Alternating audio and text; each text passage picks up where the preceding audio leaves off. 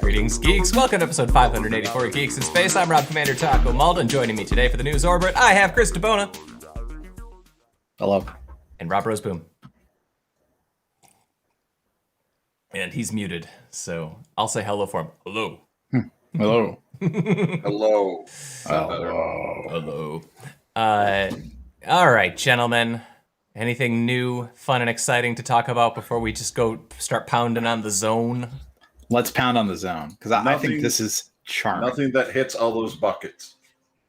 So this is an engraving, I think, or a sticker on Perseverance showing. It's probably a differential anodized layer, but yes, it's space, man. Showing the whole family, the robot family, just chilling. It's got a little helicopter. You see a little helicopter? It's so cute. That is very cool. Get to the chopper. Totes adorbs. Get to the chopper. You don't have that on your soundboard? Oh, I should have done that. But yeah, maybe the chopper can go get the baby. Oh, get your ass to Mars and get the chopper. There's a joke in there. Yeah. There's a video like editing those together in some comedic way. So that was charming. And then the other, there's a lot of like random NASA trickling out Perseverance news, but the panorama shot, the videos are coming out now. There's a lot of really cool pictures, very high resolution. It is Martian selfies, and that's look at that. Never mind Mars. This is the RTG here. It's so sexy. Never mind Mars. Radiator. Look at this robot. Yeah, whatever. Come on. And I love the registration marks, yep. On the thing. So it can do color accuracy. It can do all this stuff. And then radiators. Look at those radiators. Gets hot and cold. Wait. What's that? There's something else. Yeah, that's the alien license plate we have to have. Yep. The Martians will kick it back off Mars, send it back to Earth. They'll boot it. Right? It's just an ad. It's an ad for Earth. Like, come to Earth. we have pretty awesome. We have great stuff. Shamrock shakes are coming out. Shamrock shakes are coming. We've heard rumor the McRib is coming to your area. Yeah, that's a. I was gonna keep zooming in. All right, you can do that. Then the other space story that we have, I think, kind of dusty. Well, it is Mars. Nobody dusts up there. Nope. Blue Origin has had another set of delays. Was this one of yours, Chris? Yeah, it's just they talked about how they're going to delay New Glenn until 2022, and that Bezos continues to pump $1 billion a year into this thing, and that they've spent an enormous amount rebuilding Launchpad 36. I want to say. Look, if you get 36, then sorry, man, because SpaceX already got 39A. Yeah, it's 36. 39A is pretty nice, but yeah. Well, I always feel like everything related to Blue Origin feels like, what about us, guys? Well, yeah, I was just thinking about that. SpaceX definitely grabbed the market share, right? Everyone knows the mind share. Yeah. Listen, Elon Musk is a mixed bag, but Shotwell, the woman he hired to run SpaceX, she's the real fucking deal. So Bezos, who's his Shotwell, right? I think that's the difference here. I do not know. She is just incredible. Yeah. This is the thing about Musk, right? So long as he gets the right lieutenants, things do really well. One could say the same about virtually every charismatic CEO. Sure. Yeah.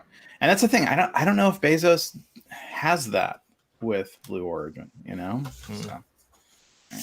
I'd say hire me to do it, but I would be a terrible person at this job. I would just blow stuff up for fun.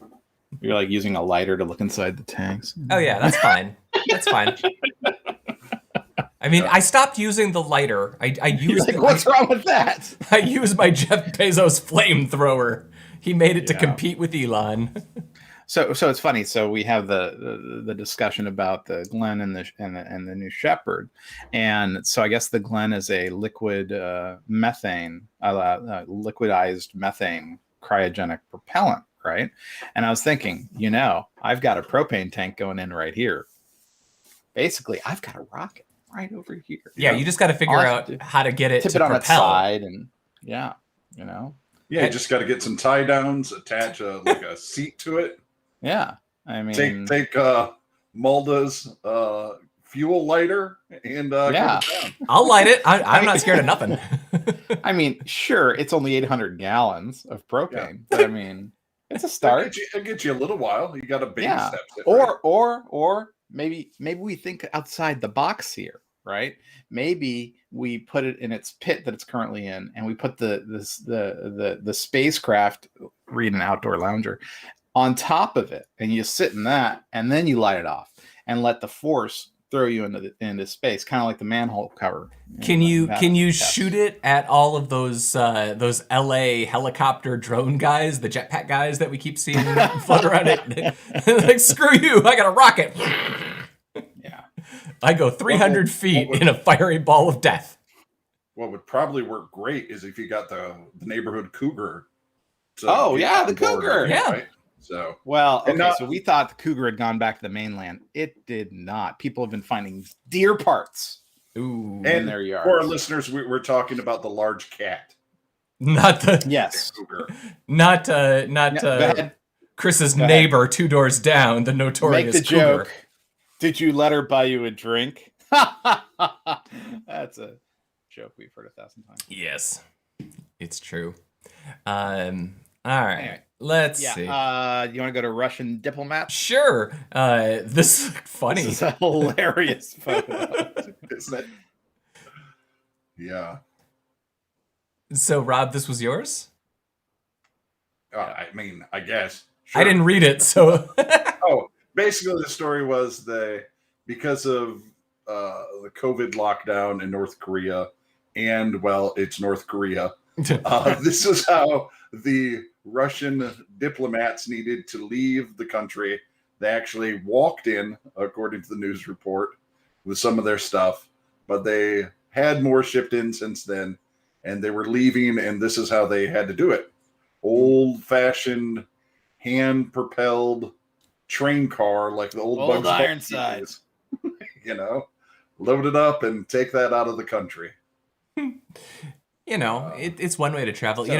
At our house, we live very close to a set of train tracks, and we have a long-standing thing that if you see, the truck that you see sometimes that has the train track wheels, that's a sign of good luck, like a harbinger of good tidings. A truck with 2 trucks is a sign of good luck. That's right. But Kat saw it this morning when driving back from the grocery store. So, guys, good things are happening. It does boggle my mind a little bit that this country has nuclear weapons, though. Yeah.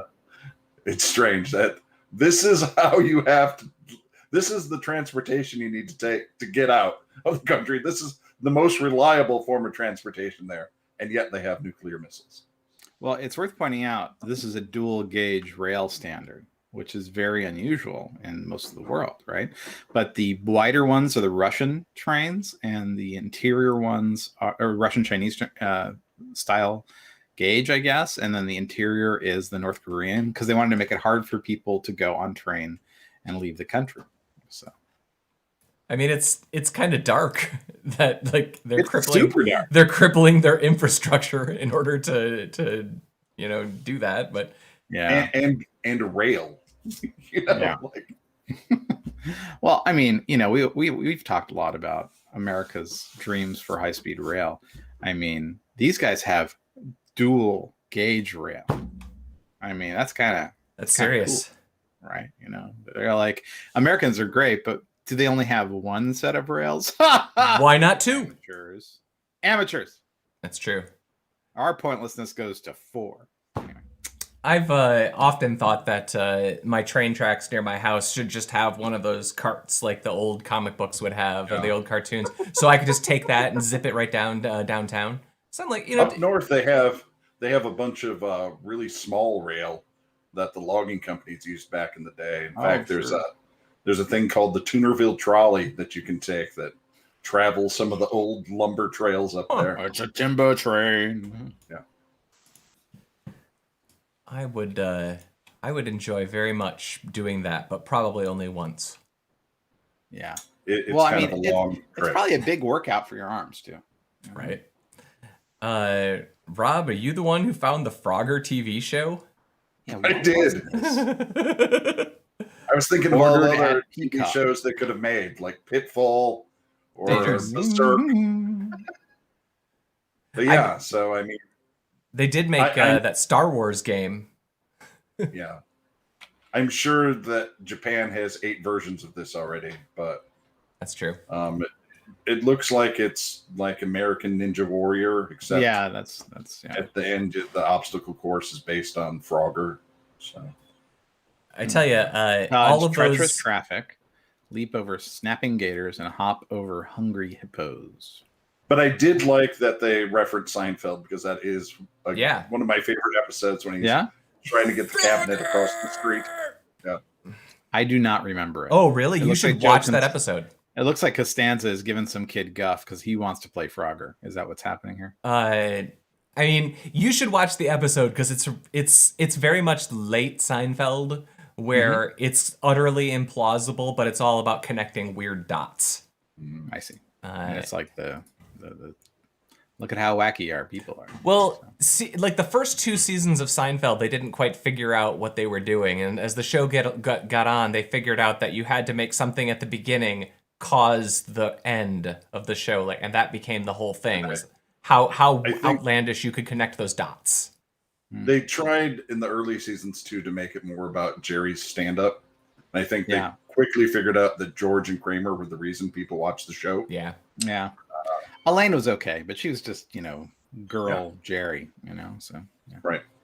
It's very much, I mean, we've talked about this before, how almost every show starts off and, it's the creator, then it becomes the writers and the actors, they have to gel.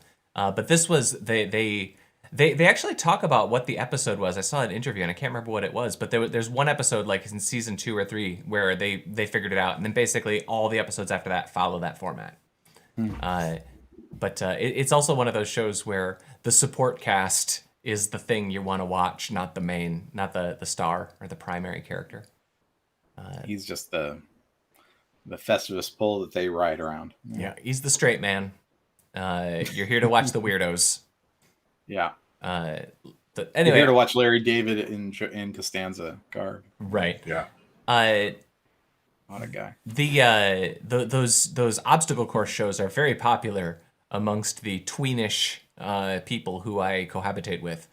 They like the Takashi Castle or the Wipeout or the whatever version of those. Anything that's watching people hurt physically. Get in trouble. Yeah. But those shows in particular, the ones that they watch, they really show they show their age because they were made for a commercial era, an era where there's commercials. So every 7 minutes, you've got to stop and have like a full minute of material, which is telling you what you're going to see after the break and then telling you what you saw before the break. And that stuff just is a pacing nightmare for a modern TV show. Echo Frames, Amazon has, they're going to be selling glasses that have... They've been selling these for a while, actually. And the first person to do it was actually Bose, right? So, a million odd Chinese manufacturers have been putting speakers in glasses forever. But then Bose did a version. Bose, what were they called? Bose speaker glasses. It's the Bose frames is what they were called. And the thing about the Bose frames that was very, very interesting, and I'm sure you'll totally agree, is not that they looked good, because they kind of didn't. It was that, so I have the pair on the left here, but they have an IMU in them.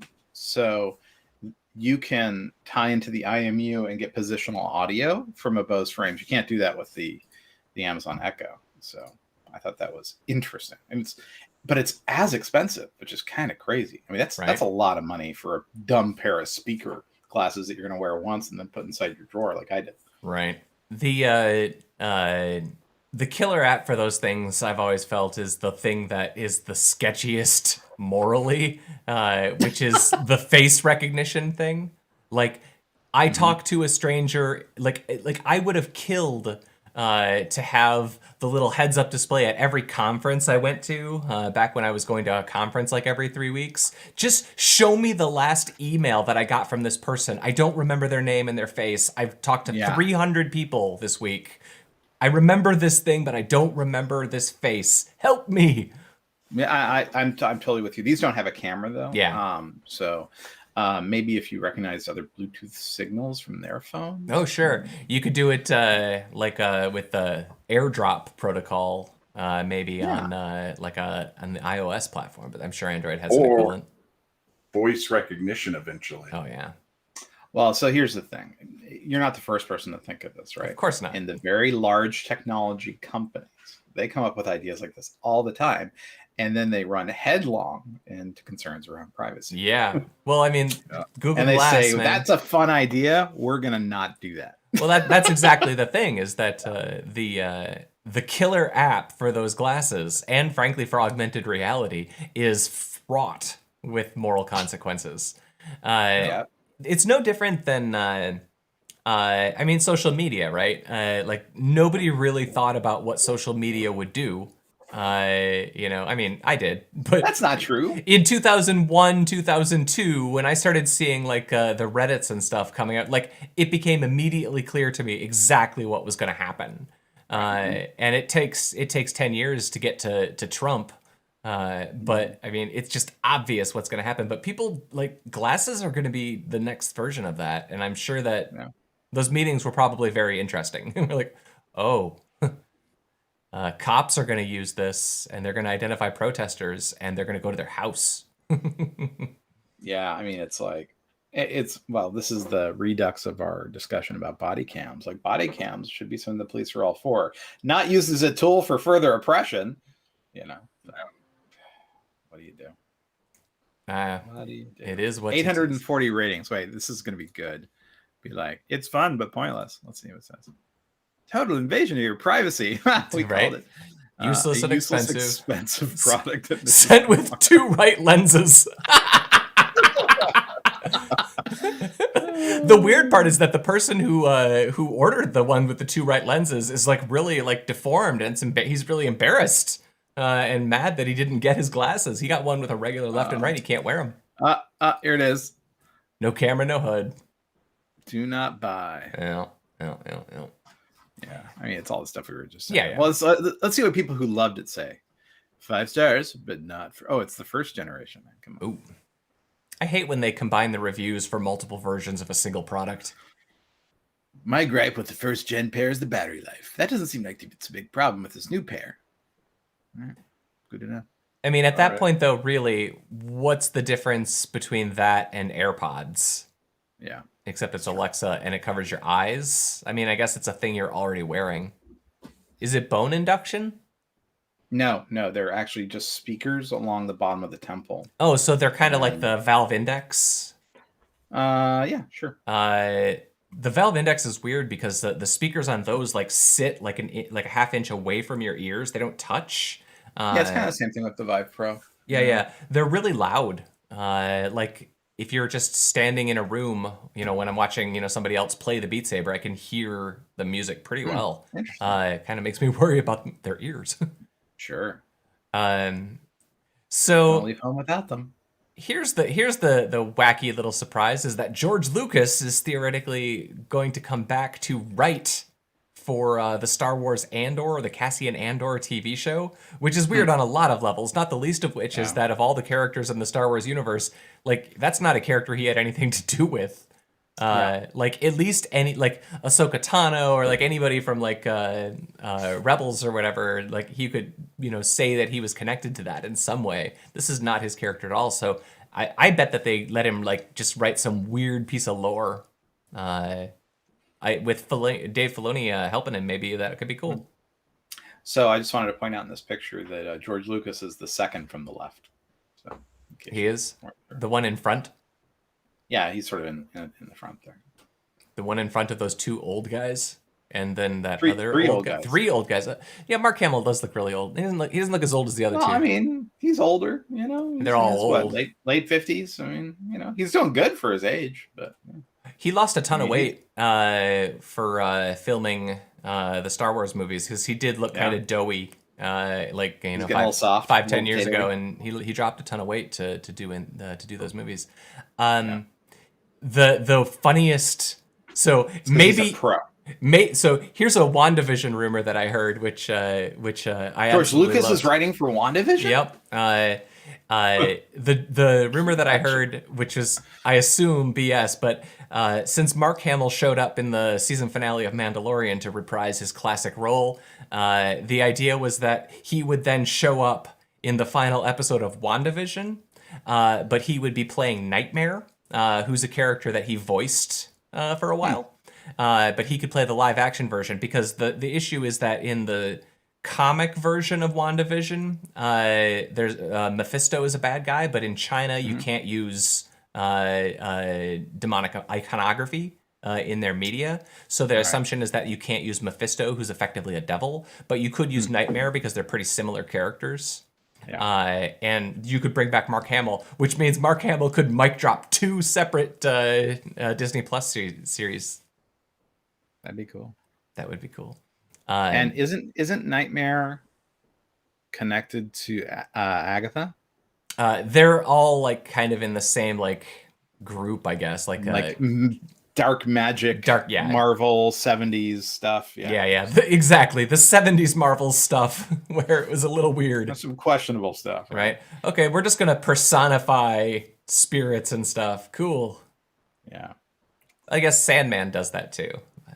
Well, I mean, Sandman was part of that, right? Let's and so was Doctor Strange, you know? I mean, Doctor Strange really, flourished, I think, in the 70s and early 80s when people were like, yeah, magic, let's go with that.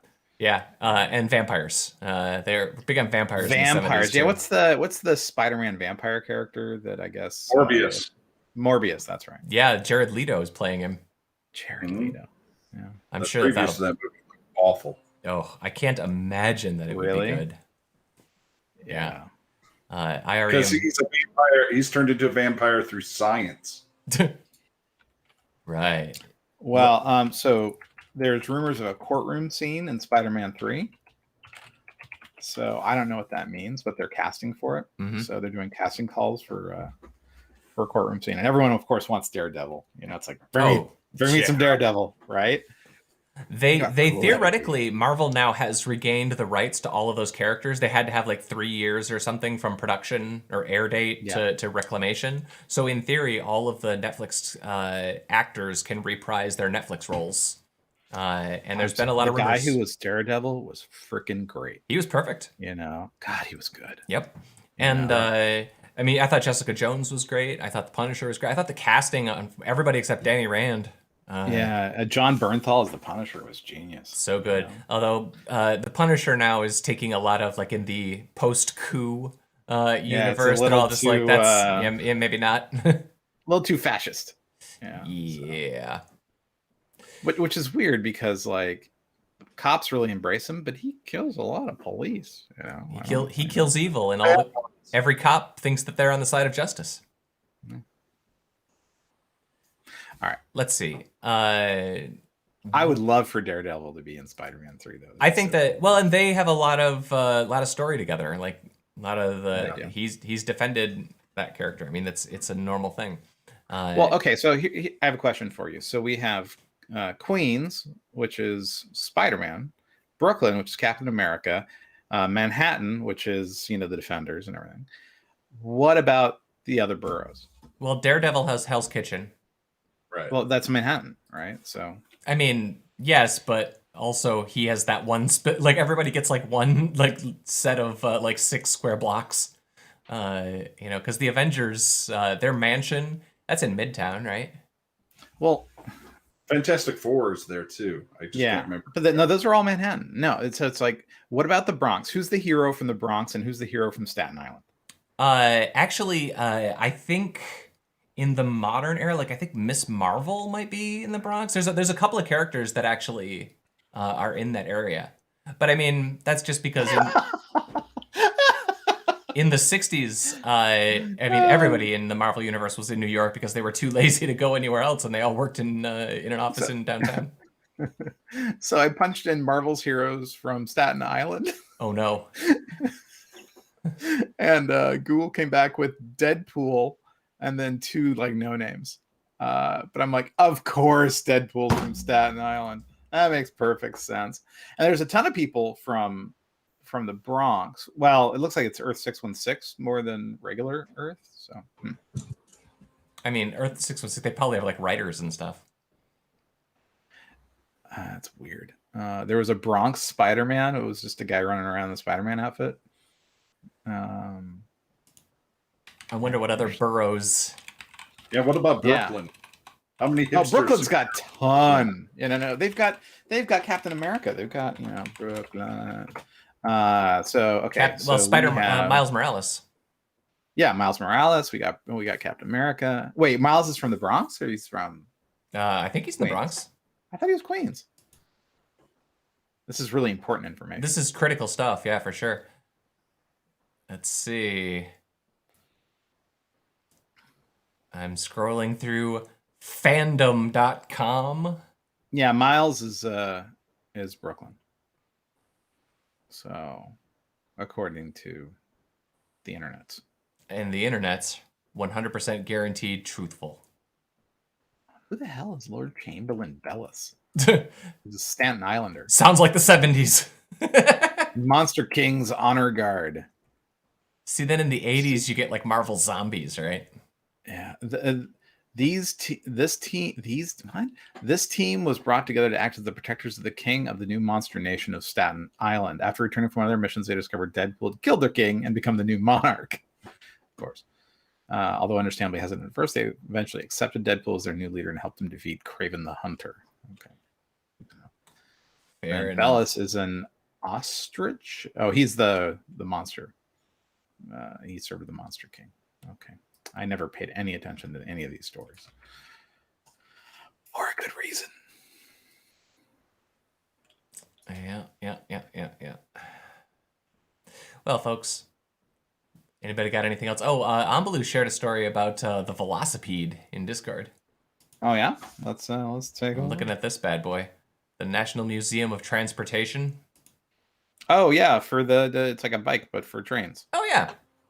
See, yeah, That's there cool. should just be one of those like a Segway or like the what are the e-scooters that are floating around in big cities?